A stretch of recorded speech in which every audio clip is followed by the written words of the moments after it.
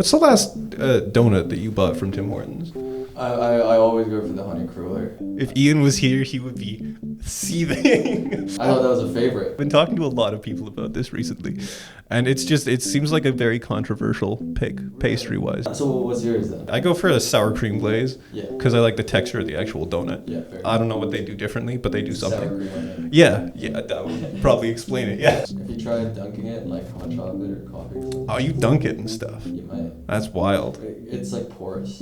Yeah. It absorbs a lot. Huh.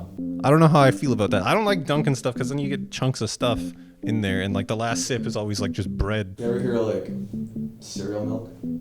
Cereal milk. Where there's like sugar in the milk at the end of your cereal. Oh yeah, like It's the like like the Nesquik situation, sort So of like like. in your coffee, you have donut. It's like a little treat at the end of your coffee. It's like a little treat. What are you working on these days? I got a grant from Creative BC to work on an album and a music video. So I'm working on that. It's kind of been a slog to work on. It's a lot harder than I expected it to be.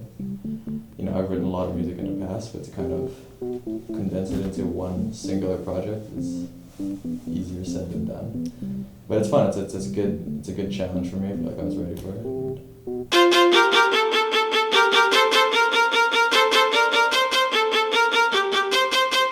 So what have you been listening to lately? If you're like working on all this new stuff. Of late, I've been listening to a lot of like classics, like timeless songs. Like this week, Dolly Parton came up with a new album. I don't know if you've heard of it. No, not at all. But it's called Smoky Mountain DNA. And it's a really cool kind of archival album where she takes old like clips of her family members singing, so her grandparents and people who have passed and have been on. And it's this really cool kind of history behind American folk music in the Appalachian Mountains of East Tennessee and the history of country music as seen through the Parton family. Like, it's awesome. I'm struggling a little bit with my songwriting to speak more punctually and to I find that I obscure a lot of what I'm trying to say behind fancy words and whatnot and metaphor.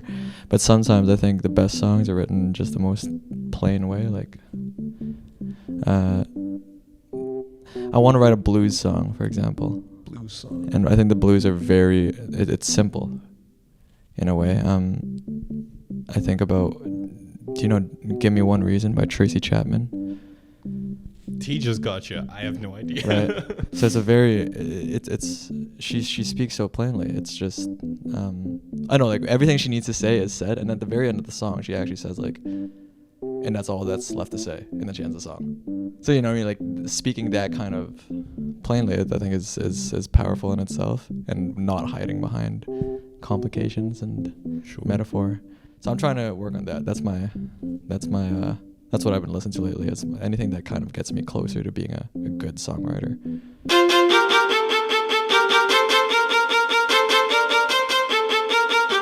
Let's switch to pasta for a second here. What's your go-to pasta shape?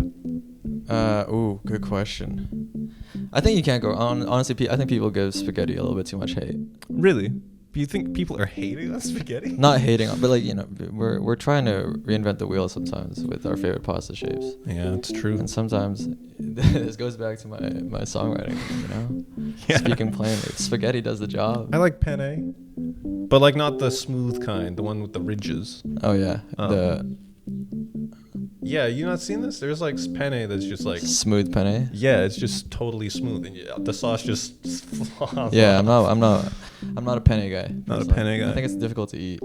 Interesting. You know? See, I find spaghetti difficult to eat because you gotta twirl it and cut. Like, there's a procedure for spaghetti, but penne is just. Don't you feel like you're part of something when you eat spaghetti? Like, if you have the spoon and fork, and you're twirling the pasta in the spoon. Is there a spoon involved in spaghetti? Yeah. Oh yeah.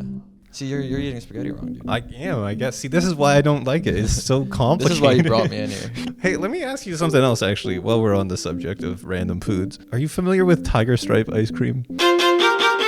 Yeah. Yeah. You see, I'm not the only one. It's like orange and like black licorice or something. Yeah, wild. Do you like it? No. Yeah. I don't think anyone likes it, but aesthetically, Yeah, it's sure. like you Why- gotta respect Why does it exist? No one knows. I'm not a big bubblegum ice cream guy. You're not. Oh, I don't want gum and ice cream. See, I get that, but as a child, there was nothing greater than like, and I would get the one that had like the bubblegum like balls Pieces, in it. yeah. Yeah, and I would just like be chewing that, and it's cold, so it doesn't like chew properly, so you just swallow it and carry Yeah, on. yeah. It's a wild time. You kind of named a lot of bad things about bubblegum ice cream just now. Yeah. Where's your inspiration coming from? Like, what bands, what artists? I think, as with kind of everybody else in my space, that Dijon has been kind of a big inspiration. Again, kind of that, so to speak, bastardization of what modern R&B is, but he's kind of flipped it on its head, and I don't even know if you could call it R&B anymore. I think he, just the textures, I think the idea of space that he uses and kind of hearing physical spaces in his music is really fascinating. Yeah, I think that's probably the biggest one, Dijon. Can't stop listening. Can't stop wanting to be him, you know. I'm growing out my facial hair. I see that. Yeah. It's not going well. I'll be the first to admit. But you know, I'll give another week and see if it gets any better. But anyway, that's a lot of pressure to put. There's always an awkward stage. Yeah, Always. it happens. But I told a friend that I was growing out my facial hair. He's like, you're gonna look just like Dijon, and I just can't stop wanting to be him. You know. Yeah. That's all right. Well, power to you. I mean, Thanks. good luck with it in the next week. I hope Thank it, you. If it doesn't work out, you're just like shaving it. And So you're that's saying it forever? it's not working out, eh? That's. Well, what do you think about my facial hair? I like it. I'm gonna, and that's not. Thank just you. saying that. I Oh. like it. Thank you. Yeah. Teach you. Your turn. Have saved. Look, I didn't even notice. I Yeah? didn't even notice. Okay, great. Yeah, I didn't even. It hasn't. I haven't Yeah. thought about it. Should we get a close up of the mustache? Yeah, Tej, do you wanna just get right in there, Tej? Just see if we can get it. Yeah. Do we see it? Thank you. That's about a weekend. So I think I'll give it a another weekend. week. I feel like that's strong progress. I Thank you. figured you'd been at this for like months. Oh my God, no. Oh, okay, well then, yeah. I don't have that kind of commitment. Like I'm a weekend and I'm like next week I'm shaving it off. 2 weeks. Yeah. That's an insane time frame. Yeah, I'm not someone who could do that. I don't have the mental fortitude, so to speak. I go like 2 days without shaving, and I'm like really uncomfortable. Really? Yeah, and then it's like I don't know, like Uncomfortable how? like just like itchy and like it's just like every time you look, you're like stabbing yourself, and it's just like I don't know. It's just I like not. Can you grow a full beard? I don't know. I've never tried, but I do come from a family of individuals with full beards, so I intuitively imagine so. That being said, I am easily the least masculine person in that family. I wish I could grow like a full legit beard, but I can't. Don't we all though? I just like to have the choice too, you know. Yeah, it's nice to have the option. I feel like I don't think I would have a No. full beard if I could, but it seems like because it's just another thing you got to like maintain. I got enough stuff to worry about, you know. A Wait. beard too? Are you joking? Do you want to give something a quick plug? A plug? Yeah, Well, I make music, you sure do. so you should listen to that. I think that's the plug. I'm working on an album, as I mentioned. It should be out by 2025, hopefully.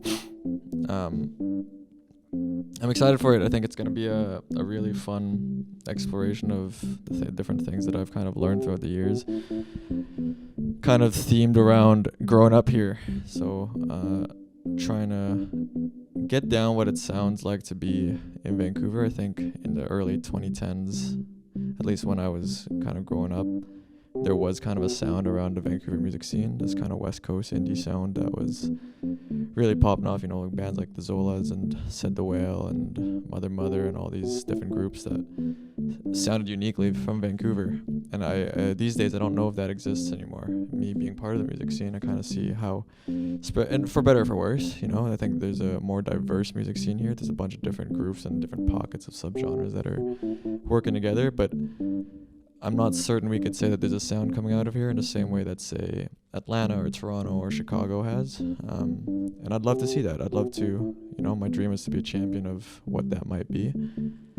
I'm not certain that I've nailed it, but I at the very least, kind of having that sentiment behind the work of trying to represent where I'm from, the city, and the history of me in the physical space that I take up, I think is going to be a big thematic part of the album.